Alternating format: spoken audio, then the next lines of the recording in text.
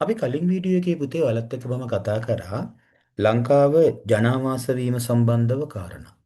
දැන් ලංකාව ජනාවාස වීම සම්බන්ධ කාරණා කතා කරාට පස්සේ මෙතනින් එහාට මම ඔයාලත් එක්ක කතා කරන්නේ ලංකාවේ ප්‍රාග්ඓතිහාසික යුගය පිළිබඳවත් ඒ වගේම ලංකාවේ පූර්වඓතිහාසික යුගය පිළිබඳවත් ඔයාලත් එක්ක කතා කරන්න බලාපොරොත්තු වෙනවා. කෙටි කාරණා කීපයක් තමයි කතා කරන්න බලාපොරොත්තුව තියෙන්නේ. මෙතනදී මූලිකවම මතක තියාගන්න අපි ප්‍රාග්ඓතිහාසික යුගය ප්‍රධාන අවධි දෙකකට බෙදෙනවා. එකක් අපි කතා කරනවා ගල් යුගය කියලා. අනිත් එක අපි කතා කරනවා పూర్ව ඓතිහාසික යුගය කියලා. මෙතන ගල් යුගය කියලා මූලිකවම අපි කතා කරන්නේ මිනිසාගේ ඈතම යුගය. එතකොට ඉතිහාසය අපි ප්‍රධාන වශයෙන්ම කාලය රේඛාවක සටහන් කරලා ගත්තොතින් මෙන්න මේ ඉතිහාසයේ කාලය රේඛාවක සඳහන් කරගත්තට පස්සේ ලිඛිත සාක්ෂි සහිතව අපි ඉතිහාසය පිළිබඳව කතා කරනවා නම් අපි ඒකට කියනවා ඓතිහාසික යුගය කියලා. ලිඛිත සාක්ෂි නොමැතිව පුරාවිද්‍යාත්මක සාධක මත පදනම් වෙලා අපි ඉතිහාසය පිළිබඳව කතා කරනවා නම් අපි කතා කියනවා පුතේ ප්‍රාග්ඓතිහාසික යුගය කියලා. එතකොට මෙන්න මේ ප්‍රාග්ඓතිහාසික යුගය නැවත අවධි දෙකකට අපි බෙදනවා. එකක් අපි කියනවා ගල් යුගය, අනිත් එක අපි කියනවා పూర్ව ඓතිහාසික යුගය. ඔයාලා මේ වෙනකොට ඔය අධ්‍යයනය කරලා ඇති. මෙතෙන්දී අපි වැඩි වශයෙන්ම කතා කරන්නේ මේ ගල් යුගය පිළිබඳව. මොකද මිනිසාගේ ශිෂ්ටාචාරගත ජීවිතය තුළ වැඩිම කාලයක් ගත කරපු යුගය තමයි අපි කතා කරන්නේ ගල් යුගය කියලා.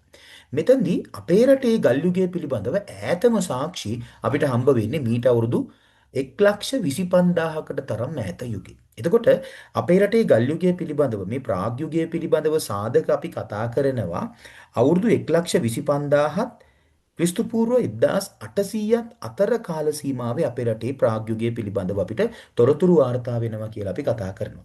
විශේෂයෙන්ම අපේ රටේ පරණම සාධක අපිට හම්බ වෙන්නේ පුතේ මීට අවුරුදු 1,25,000ක් තරම් ඈත යුගයේ. එතකොට මීට අවුරුදු 1,25,000ක් තරම් ඈත යුගයේ අපිට සාධක හම්බ වෙන්නේ දකුණු පළාතේ හම්බන්තොට දිස්ත්‍රික්කයේ අපි කියනවා පතිරාජවෙල කියන ස්ථානයෙන් තමයි අපිට මේ තොරතුරු හම්බ වෙන විශේෂයෙන්ම අර්ධ ශුෂ්ක කලාපයට අයත් වුණු ඉරණමඩු පස් ඇකැස්ම තුලින් තමයි අපිට මෙන්න මේ ආදි මිනිසා පිළිබඳව සාධක සාක්ෂි කීපයක් අපිට හම්බ වෙන්නේ. විශේෂයෙන්ම ඔතන මතක තියාගන්න පුතේ ආදි මිනිසා පිළිබඳව අපි කතා කරනකොට නැත්නම් අපි මේ කතා කරන අපේ ආදිමානවයා පිළිබඳව කතා කරද්දී අපිට විශේෂයෙන්ම මේ ආදි මිනිසා පිළිබඳව සාධක ප්‍රධාන පස් ස්තර දෙකකින් හම්බ වෙනවා. එකක් තමයි රත්නපුර මැණික්පතල් ආශ්‍රිත පස් ස්තරයෙන් සහ අර්ධ ශුෂ්ක කලාපයේ තියෙන නිරණමඩු පස් සැකැස්ම. මෙන්න මේ පස් ස්තර දෙකෙන් තමයි අපිට ප්‍රාග් යුගය එහෙම නැත්නම් ගල් යුගය පිළිබඳව වැඩිමනත් තොරතුරු අපිට සාධක හම්බ වෙන්නේ. ඒ නිසා ලංකාවේ ප්‍රාග් යුගය පිළිබඳව නැත්නම් ගල් යුගය පිළිබඳව සාධක හොයාගෙන යද්දී අපිට ප්‍රධාන ස්ථාන දෙකක් අපි කතා කරනවා. එකක් තමයි පතිරාජවෙල කියන ස්ථානය. අනිත් එක අපි කතා කරනවා බුන්දල වැල්ලේ ගංගොඩ කියන ප්‍රදේශය. ඒතර බුන්දල වැල්ලේ ගංගොඩ කියන ප්‍රදේශයත් ඊළඟට පතිරාජවෙල කියන ස්ථානයනොත් අපිට ආදි මිනිසා පිළිබඳව නැත්නම් අපේ රටේ ජීවත් වුණු ආදි මානවයා පිළිබඳව තොරතුරු සාධක ඔන්න හොයාගන්න ලැබෙනවා. ඊළඟට දැනට හොයාගෙන තියෙන පරණම සාධක අපි කිව්වා අඩි 45ක් ගැඹුරින් පස් තට්ටු අතරින් මේ අපි කතා කරන පතිරාජවෙල කිසින ස්ථානයෙන් හම්බ වෙනවා කියලා කියනවා. එතකොට වැඩි වශයෙන්ම අපි කියනවා මේ ආදි මිනිසා ජීවත් වුණේ විවෘත සහ එලිමහන් කඳවුරු විදියට ජීවත් වෙච්ච තැන්වල සහ විශේෂයෙන්ම ගල් ගුහා ආශ්‍රිතව මෙයා ජීවත් වුණා. මෙයාගේ ජනාවාසයේ ගොඩනගා ගනිද්දී මෙයා සලකා බලපු ප්‍රධානම නිර්ණායකයන් දෙකක් තිබුණා. එකක් තමයි ආහාර සොයා ගැනීමේ පහසුව සහ ජලය ලබා ගැනීමේ පහසුව. එතකොට ආහාර සොයා ගැනීමේ පහසුවත් ජලය සපයා ගැනීමේ පහසුවත් කියන මෙන්න මේ කාරණා දෙක මත පදනම් වෙලා තමයි මේ අපේ ප්‍රාග් යුගයේ ජීවත් වෙච්ච ආදි මානවයා තමන්ගේ ජනාවාසය ගොඩනගා ගත්තේ. එතකොට මෙයාගේ තව විශේෂත්වයක් තියෙනවා. මෙයා භාවිතා කරන ශිලා මෙවලම්. මෙයාගේ මේ තාක්ෂණික මෙවලම බවට පත් වුණේ ඇත්තටම ශිලා මෙවලම්. ඊට අමතරව සත්තුන්ගේ ඇටකටු ඒ වගේම විශාල වශයෙන් ඒගොල්ලෝ භාවිතයට ගත්තා ශිලා මෙවලම් ඒගොල්ලෝගේ තාක්ෂණික මෙවලම බවට ඒව පත් කරගත්තා. ඊට පස්සේ අපි දැන් ආදි මිනිසාගේ ඔය අපි කියපු ජනාවාස ව්‍යාප්තියට බලපාපු සාධක දෙකනේ ආහාර සහ ජලය. ඇයි ආහාර සහ ජලය කියන එක ප්‍රධාන වශයෙන් මේගොල්ලෝ බැලුවා. අද වර්තමාන වෙනකොට නම් අපි ගොඩාක් සාධක බලනවානේ. ළඟම තියෙන පාසල මොකද්ද? පාරට ළඟද? ඒ ඉඩමේ අසල්වැසියන් මොන වගේද? ඉඩමේ සමතලා බව හෝ භූෂමතාවය අපි බලනවා. ගොඩාක් දේවල් අපි බලනවා. හැබැයි ආදි මිනිසා ඕව බලන්න ගියේ නෑ. ආදි මිනිසාට බලන් තිබුණේ ප්‍රධාන නිර්ණායකයන් දෙකයි.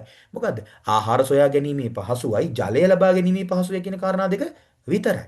අනිත් එක මෙයාලා මේ ජනාවාස නිර්මාණය කරගන්නකොට ගොඩක් වෙලාවට මේ ජනාවාස නිර්මාණය කරගනිද්දි මේගොල්ලෝ ජනාවාසවල ජීවත් උනේ සරල කෙටි කාල සීමාවක් ජීවත් උනේ. දඩයම් කරලා සතුන් නැති වෙනකොට එතනින් අයින් වෙලා සංචාරක ජීවිතයක් මෙයා ගත කරා. දැන් ඊළඟට මෙයා ජීවත් වෙච්ච මේ ගල් ගුහාව තුල ඉන්න කාලෙම මෙයා දැන් අපි දැන් ගත්තොත් තෙත් කලාපය තුල ඒ පරිසර කලාපයන්ට අනුගතව මෙයාගේ ආහාර රටාව පවා වෙනස් වුණා පුතේ. ඒතකොට ආහාර රටාව වෙනස් වෙනකොට මූලිකව මතක තියාගන්න තෙත් කලාපය තුල බෙල්ලන් වර්ග මෙයා ආහාරයට ගත්තා. දැන් ඔයාලට ওই පින්තූරේ පේන තියෙනවා බෙල්ලන් වර්ග ආහාරයට ගත්තු ඒවා. ඊට අමතරව වියලි කලාපයට අනුව තල ගොයා ගෝනා මුවා වගේ සත්තු මෙයාගේ ආහාරයට එකතු වුණා. ඊට අමතරව ඔය ගොඩාරියක් අපි නොහිතන විදිහේ සත්තු මේ ආහාරයට ගත්තා. හරිද? පිඹුරා ඊට පස්සේ ගත්තාම වඳුරා ඊට පස්සේ වල්ලූරා ගවරා මේ වගේ සත්තු ගොඩක් මෙයාගේ මෙයා ආහාරයට එකතු කරගත්තා. ඊළඟට මෙයාගේ පරිසර කලාප ගත්තාම මෙයා ජීවත් වුණා ලංකාවේ හැමතැනම ජීවත් වුණා. හරිද? ඒතර හැමතැනම ජීවත් වෙනවා කියලා කියන්නේ ලංකාවේ හැම දේශගුණික කලාපයට මොරොත් වෙන විදියට එයාගේ ජීවිතේ එයා හැඩගස්වගෙන එයා ඒ පරිසර කලාපවල ජීවත් වීම සිද්ධ වුණා. විශේෂයෙන්ම මේ දේශගුණික කලාපයන් අපි හයක් කතා කරනවා. හරිද? ඒ කියන්නේ ආදි මිනිසා ජීවත් වුණු දේශගුණික කලාප හයක් අපි කතා කරනවා. එකක් අපි කියනවා අර්ධ ශුෂ්ක කලාපය. හරිද? දැන් මෙතන අර්ධ ශුෂ්ක කලාපය වලට පේනවා ඇති මේ ඒ අක්ෂරයෙන් පෙන්නලා තියෙන අර්ධ ශුෂ්ක කලාපය. ඊට පස්සේ පහතරට වියලි කලාපය. වියලි කලාපය වර්ෂාව අඩුවෙන් වැටෙන වියලි කලාපය. ඊට පස්සේ පහතරට අතරමැදි වියලි කලාපය, තෙත් කලාපය, කඳුකර වියලි අතරමැදි කලාපය සහ ශුෂ්ක කලාපය කියන දේශගුණික කලාපයන් 6ක අපේ ආදිමානවයා ජීවත් වුණු පිළිබඳව සාධක අපිට හම්බ වෙනවා. දැන් ඔයාලට පේනදි මේ සිටියම තුල මේ පරිසර කලාප 6ට බෙදපු මේ සීමාවන් නිර්ණය කිරීම දක්වලා තියෙනවා. ඊට පස්සේ මෙයාගේ ජනාවාස ව්‍යාප්තිය පිළිබඳව ගත්තාම මෙයා ජීවත් වුණා විවිධ ප්‍රදේශයන් වල විශේෂයෙන්ම විල්ලු ප්‍රදේශවල තෙත් කලාපයේ ගල්ලෙන් වල වියලි කලාපයේ ගල්ලෙන් වල කඳුකර නිම්න ප්‍රදේශ ආශ්‍රිතව මෙයා ජීවත් වුණා සානු ප්‍රදේශ ආශ්‍රිතව දඩයම් කර ගැනීමේ පහසුව තියෙන්නේ කොතැනද අන්න ඒ වගේ ප්‍රදේශ ආශ්‍රිතව මෙයා ජීවත් වුණා. ඒ නිසා මෙයාගේ ජනාවාස ව්‍යාප්තිය පිළිබඳව අපි ගත්තාම ප්‍රධාන වශයෙන්ම අපි ප්‍රධාන වර්ග පහකට අපි බෙදනවා මෙයා ජීවත් වුණු ස්ථානයන්. පළවෙනිම එක තමයි වෙරළාශ්‍රිතව ගොඩනගාගත්තු එලිමහන් කඳවුරු. ඒ කියන්නේ වෙරළ මුහුදුබඩ කලාපයේ ආශ්‍රිතව මෙයා එලිමහන් කඳවුරු හදාගත්තා. කඳවුරක් විදියට කුඩාවට කෝටු කෑලි එකතු කරලා කොලාතු දාලා හදාගත්තු කඳවුරක් මේගොල්ලෝ නිර්මාණය කරගත්තා. ඒතර මේ වෙරළාශ්‍රිත එලිමහන් කඳවුරු වලට උදාහරණ විදියට ගත්තාම බුන්දල, මිනිහගල් කන්ද, පතිරාජවෙල, තව ගත්තොත් අමතරව ගත්තොත් විල්පත්තු, පල්ලි මලල වගේ ස්ථාන වෙරළාශ්‍රිත එලිමහන් කඳවුරු වලට ගන්න පුළුවන්. හැබැයි පෙළපොතේ අපි කතා කරන්නේ බුන්දල, මිනිහගල් කන්ද සහ පතිරාජවෙල කියන ස්ථාන විතරයි. ඊට පස්සේ අපි කතා කරනවා ස්වභාවිකව ගොඩනගාගත්තු ගල්ලෙන්. ගොඩනැගිලා තියෙන ගල්ලෙන්. හරි? ඒවත් තෙත් කලාපයට අයත් වෙච්ච. එහෙනම් තෙත් කලාපීය ගල්ලෙන් වල මේ ආදි මිනිසා ජීවත් වුණා.